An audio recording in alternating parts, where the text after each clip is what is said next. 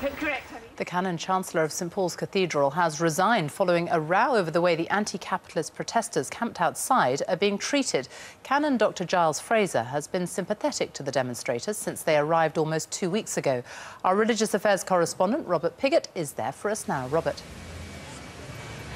Sophie, Giles Fraser has developed a reputation as a radical, left-of-centre thinker on the church's progressive wing. He came here to a parish in the financial districts of London, partly to help the cathedral to find its own way towards a more equitable system for dealing with economics. Today, his two worlds collided and he lost his job.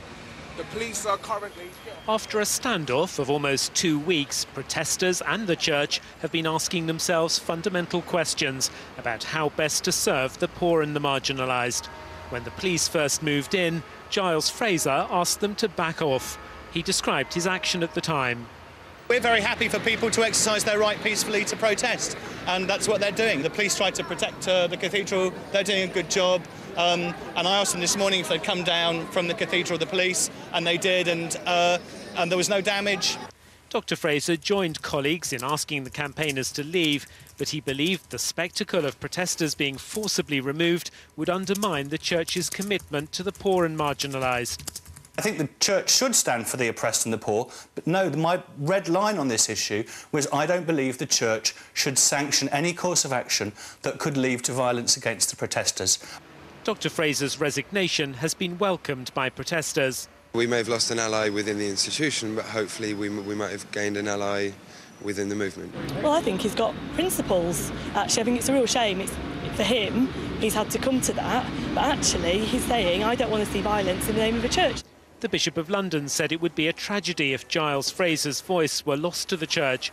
But he said the camp undermined the cathedral's own efforts to raise issues of social justice and should be moved. I do think that the continued existence of the campsite will make it very difficult to involve some of the major city players in the kind of dialogue and debate which I see as being able to move the thing forward.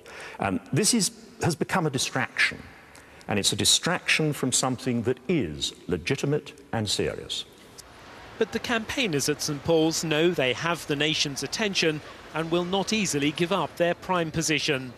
The eventual use of force is very much a possibility. Well, Sophie, paths have been cleared of tents to the Great West Door and to the cafe, and the cathedral is due to reopen tomorrow with a special service. But it has been bruised in its reputation by this siege that's going on outside, and I think Dr. Fraser's resignation will focus unwanted attention on exactly how the campaigners are treated from now on. From St Paul's, back to you. Thank you very much.